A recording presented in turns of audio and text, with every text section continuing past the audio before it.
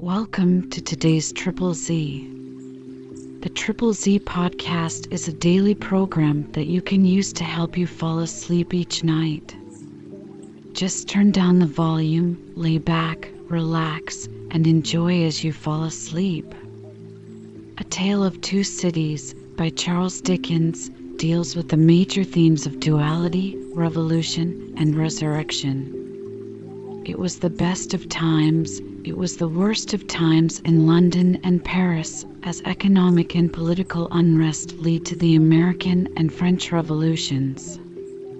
The main characters in Dickens' A Tale of Two Cities, Dr. Alexander Manette, Charles Darnay, and Sidney Carton, are all recalled to life or resurrected in different ways as turmoil erupts. If you enjoy our program, please be sure to write us a review on your podcast platform and share us with a friend. You both might sleep just a little better at night. Our website is ZZZ, that's 3z's.media. You can also like and share our content on Facebook or our Instagram account ZZZ Media Podcast. Music for today's episode was provided by Chapter 6. Hundreds of people. The quiet lodgings of Dr. Manette were in a quiet street corner not far from Soho Square. On the afternoon of a certain fine Sunday, when the waves of 4 months had rolled over the trial for treason and carried it, as to the public interest in memory, far out to sea, Mr. Jarvis Lorry walked along the sunny streets from Clerkenwell, where he lived, on his way to dine with the doctor. After several relapses into business absorption, Mr. Lorry had become the doctor's friend, and the quiet street corner was the sunny part of his life. On this certain fine Sunday, Mr. Lorry walked towards Soho early in the afternoon for 3 reasons of habit. Firstly, because on fine Sundays he often walked out before dinner with the doctor and Lucy. Secondly, because on unfavorable Sundays he was accustomed to be with them as the family friend, talking, reading, looking out of window, and generally getting through the day. Thirdly, because he happened to have his own little shrewd doubts to solve, and knew how the ways of the doctor's household pointed to that time as a likely time for solving them. A quainter corner than the corner where the doctor lived was not to be found in London. There was no way through it, and the front windows of the doctor's lodgings commanded a pleasant little vista of street that had a congenial air of retirement on it. There were few buildings then, north of the Oxford Road, and forest trees flourished, and wild flowers grew, and the hawthorn blossomed in the now vanished fields. As a consequence, country airs circulated in Soho with vigorous freedom, instead of languishing into the parish like stray paupers without a settlement, and there was many a good south wall, not far off, on which the peaches ripened in their season. The summer light struck into the corner brilliantly in the earlier part of the day, but when the streets grew hot, the corner was in shadow, though not in shadow so remote but that you could see beyond it into a glare of brightness. It was a cool spot, staid but cheerful, a wonderful place for echoes, and a very harbour from the raging streets. There ought to have been a tranquil bark in such an anchorage, and there was. The doctor occupied 2 floors of a large stiff house, where several callings purported to be pursued by day, but whereof little was audible any day, and which was shunned by all of them at night. In a building at the back, attainable by a courtyard where a plane tree rustled its green leaves, church organs claimed to be made, and silver to be chased, and likewise gold to be beaten by some mysterious giant who had a golden arm starting out of the wall of the front hall as if he had beaten himself precious, and menaced a similar conversion of all visitors.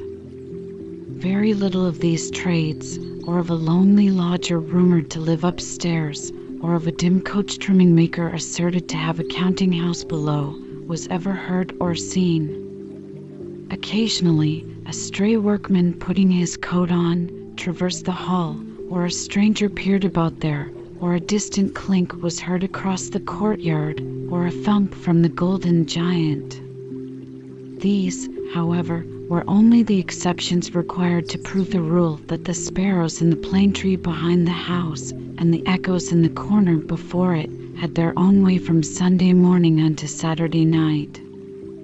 Dr. Manette received such patience here as his old reputation and its revival in the floating whispers of his story brought him. His scientific knowledge and his vigilance and skill in conducting ingenious experiments brought him otherwise into moderate request, and he earned as much as he wanted.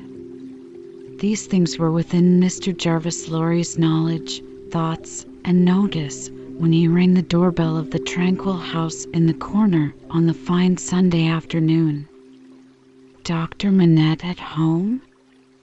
Expected home. Miss Lucy at home? Expected home. Miss Pross at home? Possibly at home, but of a certainty impossible for handmaid to anticipate intentions of Miss Pross as to admission or denial of the fact. As I am at home myself, said Mr. Lorry, I'll go upstairs. Although the doctor's daughter had known nothing of the country of her birth, she appeared to have innately derived from it that ability to make much of little means, which is one of its most useful and most agreeable characteristics. Simple as the furniture was, it was set off by so many little adornments, of no value but for their taste and fancy, that its effect was delightful. The disposition of everything in the rooms, from the largest object to the least, the arrangement of colors, the elegant variety and contrast obtained by thrift in trifles, by delicate hands, clear eyes, and good sense, were at once so pleasant in themselves, and so expressive of their originator, that, as Mr. Lorry stood looking about him, the very chairs and tables seemed to ask him, with something of that peculiar expression which he knew so well by this time, whether he approved. There were 3 rooms on a floor, and the doors by which they communicated being put open that the air might pass freely through them all, Mr. Lorry, smilingly observant of that fanciful resemblance which he detected all around him, walked from one to another. The first was the best room, and in it were Lucy's birds, and flowers, and books, and desk, and work table, and box of watercolors. The second was the doctor's consulting room, used also as the dining room. The third, changingly speckled by the rustle of the plane tree in the yard, was the doctor's bedroom, and there, in a corner, stood the disused shoemaker's bench and tray of tools, much as it had stood on the 5th floor of the dismal house by the wine shop in the suburb of Saint Antoine, in Paris. I wonder, said Mr. Lorry, pausing in his looking about, that he keeps that reminder of his sufferings about him. And why wonder at that, was the abrupt inquiry that made him start. It proceeded from Miss Pross, the wild red woman, strong of hand, whose acquaintance he had first made at the Royal George Hotel at Dover, and had since improved.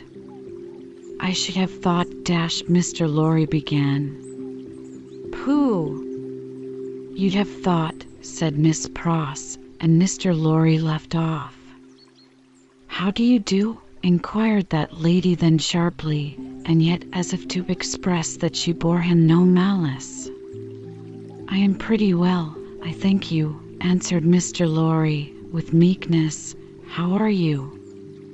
Nothing to boast of, said Miss Pross. Indeed? Ah, indeed, said Miss Pross. I am very much put out about my ladybird. Indeed? For gracious sake, say something else besides indeed, or you'll fidget me to death, said Miss Pross, whose character, dissociated from stature, was shortness. Really, then, said Mr. Lorry, as an amendment. Really is bad enough, returned Miss Pross, but better. Yes, I am very much put out. May I ask the cause? I don't want dozens of people who are not at all worthy of Ladybird to come here looking after her, said Miss Pross. Do dozens come for that purpose? Hundreds, said Miss Pross. It was characteristic of this lady, as of some other people before her time and since, that whenever her original proposition was questioned, she exaggerated it. Dear me, said Mr. Lorry, as the safest remark he could think of. I have lived with the darling, or the darling has lived with me, and paid me for it, which she certainly should never have done. You may take your affidavit, if I could have afforded to keep either myself or her for nothing since she was 10 years old. And it's really very hard, said Miss Pross. Not seeing with precision what was very hard, Mr. Lorry shook his head, using that important part of himself as a sort of fairy cloak that would fit anything. All sorts of people who are not in the least degree worthy of the pet are always turning up, said Miss Pross. When you began it, dash. I began it, Miss Pross? Didn't you? Who brought her father to life? Oh, if that was beginning it, dash, said Mr. Lorry. It wasn't ending it, I suppose? I say, when you began it, it was hard enough, not that I have any fault to find with Dr. Manette, except that he is not worthy of such a daughter, which is no imputation on him, for it was not to be expected that anybody should be, under any circumstances. But it really is doubly and trebly hard to have crowds and multitudes of people turning up after him. I could have forgiven him to take Ladybird's affections away from me. Mr. Lorry knew Miss Pross to be very jealous, but he also knew her by this time to be, beneath the surface of her eccentricity, one of those unselfish creatures found only among women who will, for pure love and admiration, bind themselves willing slaves to youth when they have lost it, to beauty that they never had, to accomplishments that they were never fortunate enough to gain, to bright hopes that never shone upon their own somber lives. He knew enough of the world to know that there is nothing in it better than the faithful service of the heart, surrendered and so free from any mercenary taint. He had such an exalted respect for it, that in the retributive arrangements made by his own mind we all make such arrangements, more or less he stationed Miss Pross much nearer to the lower angels than many ladies immeasurably better got up both by nature and art, who had balances at Tellson's. There never was, nor will be, but one man worthy of Ladybird, said Miss Pross, and that was my brother Solomon, if he hadn't made a mistake in life. Here again, Mr. Lorry's inquiries into Miss Pross's personal history had established the fact that her brother Solomon was a heartless scoundrel who had stripped her of everything she possessed as a stake to speculate with, and had abandoned her in her poverty forevermore, with no touch of compunction. Miss Pross's fidelity of belief in Solomon, deducting a mere trifle for this slight mistake, was quite a serious matter with Mr. Lorry, and had its weight in his good opinion of her. As we happened to be alone for the moment, and are both people of business, he said, when they had got back to the drawing-room and had sat down there in friendly relations, let me ask you, does the doctor, in talking with Lucy, never refer to the shoemaking time, yet? Never. And yet keeps that bench and those tools beside him? Ah, returned Miss Pross, shaking her head. But I don't say he don't refer to it within himself. Do you believe that he thinks of it much? I do, said Miss Pross. Do you imagine Mr. Lorry had begun when Miss Pross took him up short with, never imagine anything. Have no imagination at all. I stand corrected, Do you suppose you go so far as to suppose, sometimes? Now and then, said Miss Pross. Do you suppose, Mr. Lorry went on, with a laughing twinkle in his bright eye, as it looked kindly at her, that Dr. Manette has any theory of his own, preserved through all those years, relative to the cause of his being so oppressed, perhaps even to the name of his oppressor? I don't suppose anything about it but what Ladybird tells me. And that is dash? That she thinks he has.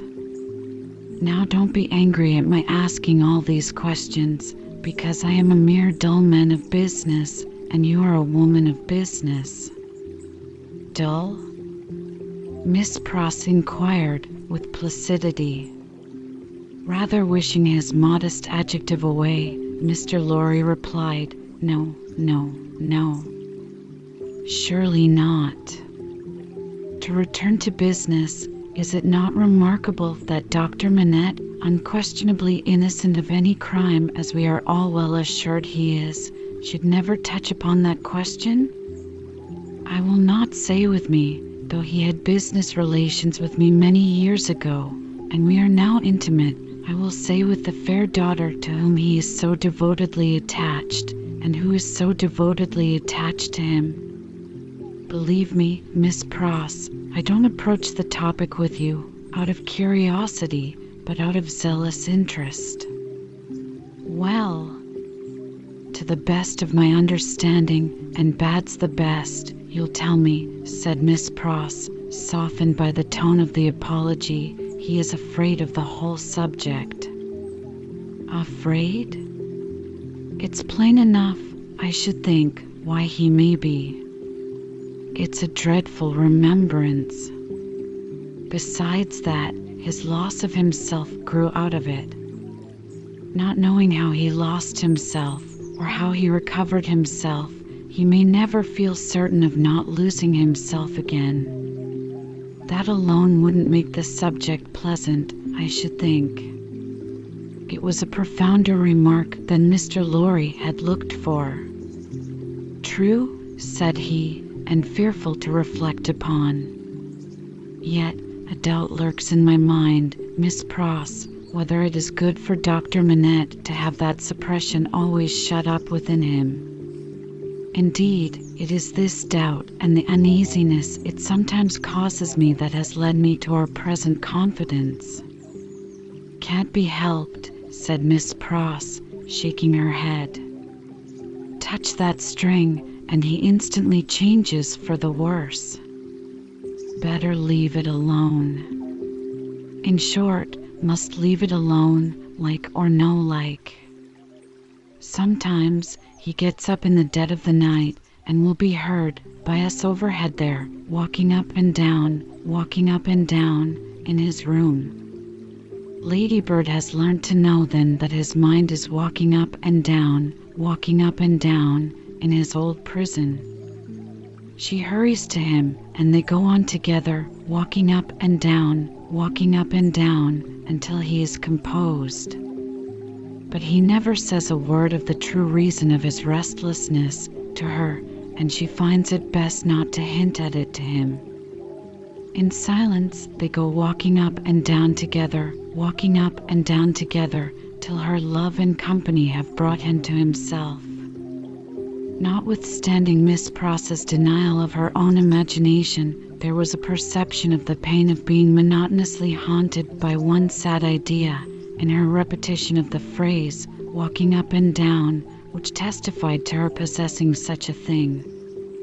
The corner has been mentioned as a wonderful corner for echoes. It had begun to echo so resoundingly to the tread of coming feet that it seemed as though the very mention of that weary pacing to and fro had set it going. Here they are, said Miss Pross, rising to break up the conference, and now we shall have hundreds of people pretty soon.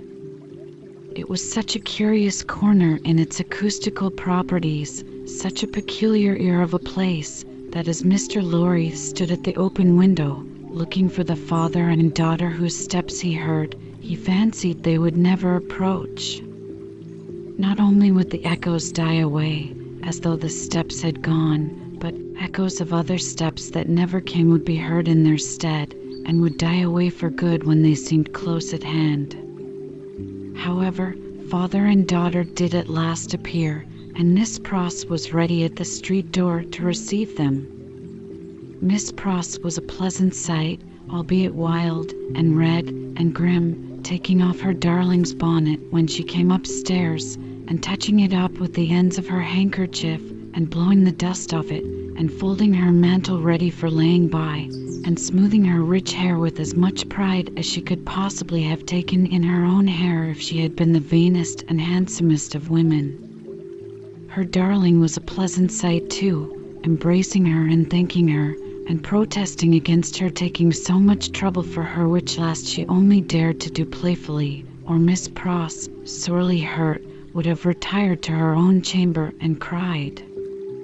The doctor was a pleasant sight too, looking on at them, and telling Miss Pross how she spoilt Lucy, in accents and with eyes that had as much spoiling in them as Miss Pross had, and would have had more if it were possible. Mr. Lorry was a pleasant sight too, beaming at all this in his little wig, and thanking his bachelor stars for having lighted him in his declining years to a home. But no hundreds of people came to see the sights, and Mr. Lorry looked in vain for the fulfillment of Miss Pross's prediction. Dinner time, and still no hundreds of people. In the arrangements of the little household, Miss Pross took charge of the lower regions, and always acquitted herself marvelously. Her dinners, of a very modest quality, were so well cooked and so well served, and so neat in their contrivances, half English and half French, that nothing could be better. Miss Pross's friendship being of the thoroughly practical kind, she had ravaged Soho and the adjacent provinces in search of impoverished French, who, tempted by shillings and half-crowns, would impart culinary mysteries to her. From these decayed sons and daughters of Gaul, she had acquired such wonderful arts that the woman and girl who formed the staff of domestics regarded her as quite a sorceress, or Cinderella's godmother, who would send out for a fowl, a rabbit, a vegetable or two from the garden, and change them into anything she pleased. On Sundays, Miss Pross dined at the doctor's table, but on other days persisted in taking her meals at unknown periods, either in the lower regions or in her own room on the second floor blue chamber, to which no one but her ladybird ever gained admittance. On this occasion, Miss Pross, responding to Ladybird's pleasant face and pleasant efforts to please her, unbent exceedingly, so the dinner was very pleasant, too. It was an oppressive day, and, after dinner, Lucy proposed that the wine should be carried out under the plane tree, and they should sit there in the air. As everything turned upon her and revolved about her, they went out under the plane tree, and she carried the wine down for the special benefit of Mr. Lorry. She had installed herself, some time before, as Mr. Lorry's cupbearer, and while they sat under the plane tree, talking, she kept his glass replenished. Mysterious backs and ends of houses peeped at them as they talked, and the plane tree whispered to them in its own way above their heads. Still, the hundreds of people did not present themselves. Mr. Darnay presented himself while they were sitting under the plane tree, but he was only one. Dr. Manette received him kindly, and so did Lucy. But Miss Pross suddenly became afflicted with a twitching in the head and body, and retired into the house. She was not unfrequently the victim of this disorder, and she called it, in familiar conversation, a fit of the jerks. The doctor was in his best condition, and looked specially young. The resemblance between him and Lucy was very strong at such times, and as they sat side by side, she leaning on his shoulder, and he resting his arm on the back of her chair, it was very agreeable to trace the likeness. He had been talking all day, on many subjects, and with unusual vivacity. "Pray, Dr. Manette," said Mr. Darnay, as they sat under the plane tree, and he said it in the natural pursuit of the topic in hand, which happened to be the old buildings of London. "Have you seen much of the Tower?" "Lucy and I have been there, but only casually. We have seen enough of it to know that it teems with interest, little more." "I have been there, as you remember," said Darnay, with a smile, though reddening a little angrily, in another character, and not in a character that gives facilities for seeing much of it. "They told me a curious thing when I was there." "What was that?" Lucy asked. In making some alterations, the workmen came upon an old dungeon which had been, for many years, built up and forgotten. Every stone of its inner wall was covered by inscriptions which had been carved by prisoners' dates, names, complaints, and prayers. Upon a cornerstone in an angle of the wall, one prisoner, who seemed to have gone to execution, had cut as his last work 3 letters. They were done with some very poor instrument, and hurriedly, with an unsteady hand. At first they were read as D-I-C, but on being more carefully examined, the last letter was found to be G. There was no record or legend of any prisoner with those initials, and many fruitless guesses were made what the name could have been. At length it was suggested that the letters were not initials, but the complete word dig. The floor was examined very carefully under the inscription, and in the earth beneath a stone or tile or some fragment of paving were found the ashes of a paper mingled with the ashes of a small leathern case or bag. What the unknown prisoner had written will never be read, but he had written something and hidden it away to keep it from the jailer. "My father," exclaimed Lucy, "you are ill." He had suddenly started up, with his hand to his head. His manner and his look quite terrified them all. "No, my dear, not ill. There are large drops of rain falling, and they made me start. We had better go in." He recovered himself almost instantly. Rain was really falling in large drops, and he showed the back of his hand with raindrops on it. But he said not a single word in reference to the discovery that had been told of, and, as they went into the house, the business eye of Mr. Lorry either detected, or fancied it detected, on his face, as it turned towards Charles Darnay, the same singular look that had been upon it when it turned towards him in the passages of the courthouse. He recovered himself so quickly, however, that Mr. Lorry had doubts of his business eye. The arm of the golden giant in the hall was not more steady than he was, when he stopped under it to remark to them that he was not yet proof against slight surprises, if he ever would be, and that the rain had startled him. Tea time, and Miss Pross making tea, with another fit of the jerks upon her, and yet no hundreds of people. Mr. Carton had lounged in, but he made only 2. The night was so very sultry that, although they sat with doors and windows open, they were overpowered by heat. When the tea-table was done with, they all moved to one of the windows and looked out into the heavy twilight. Lucy sat by her father, Darnay sat beside her, Carton leaned against a window. The curtains were long and white, and some of the thunder gusts that whirled into the corner caught them up to the ceiling and waved them like spectral wings. "The raindrops are still falling, large, heavy, and few," said Dr. Manette. "It comes slowly." "It comes surely," said Carton. They spoke low, as people watching and waiting mostly do, as people in a dark room, watching and waiting for lightning, always do. There was a great hurry in the streets of people speeding away to get shelter before the storm broke. The wonderful corner for echoes resounded with the echoes of footsteps coming and going, yet not a footstep was there. A multitude of people, and yet a solitude, said Darnay, when they had listened for a while. Is it not impressive, Mr. Darnay? Asked Lucy. Sometimes I have sat here of an evening until I have fancied, but even the shade of a foolish fancy makes me shudder tonight when all is so black and solemn. Let us shudder too. We may know what it is. It will seem nothing to you. Such whims are only impressive as we originate them. I think they are not to be communicated.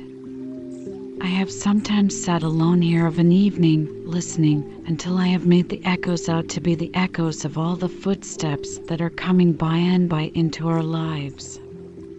There is a great crowd coming one day into our lives. If that be so, Sidney Carton struck in his moody way. The footsteps were incessant, and the hurry of them became more and more rapid. The corner echoed and re-echoed with the tread of feet, some, as it seemed, under the windows, some, as it seemed, in the room, some coming, some going, some breaking off, some stopping altogether, all in the distant streets, and not one within sight. Are all these footsteps destined to come to all of us, Miss Manette, or are we to divide them among us? I don't know, Mr. Darnay. I told you it was a foolish fancy, but you asked for it. When I have yielded myself to it, I have been alone, and then I have imagined them the footsteps of the people who are to come into my life, and my father's. I take them into mine, said Carton. I ask no questions and make no stipulations. There is a great crowd bearing down upon us, Miss Manette, and I see them by the lightning. He added the last words after there had been a vivid flash which had shown him lounging in the window. And I hear them, he added again, after a peal of thunder. Here they come, fast, fierce, and furious. It was the rush and roar of rain that he typified, and it stopped him, for no voice could be heard in it. A memorable storm of thunder and lightning broke with that sweep of water, and there was not a moment's interval in crash and fire and rain until after the moon rose at midnight. The great bell of St. Paul's was striking one in the cleared air when Mr. Lorry, escorted by Jerry, high-booted and bearing a lantern, set forth on his return passage to Clerkenwell. There were solitary patches of road on the way between Soho and Clerkenwell, and Mr. Lorry, mindful of footpads, always retained Jerry for this service, though it was usually performed a good 2 hours earlier. What a night it has been! Almost a night, Jerry, said Mr. Lorry, to bring the dead out of their graves. I never see the night myself, master, nor yet I don't expect to what would do that, answered Jerry. Good night, Mr. Carton, said the man of business. Good night, Mr. Darnay. Shall we ever see such a night again together? Perhaps. Perhaps see the great crowd of people with its rush and roar bearing down upon them, too.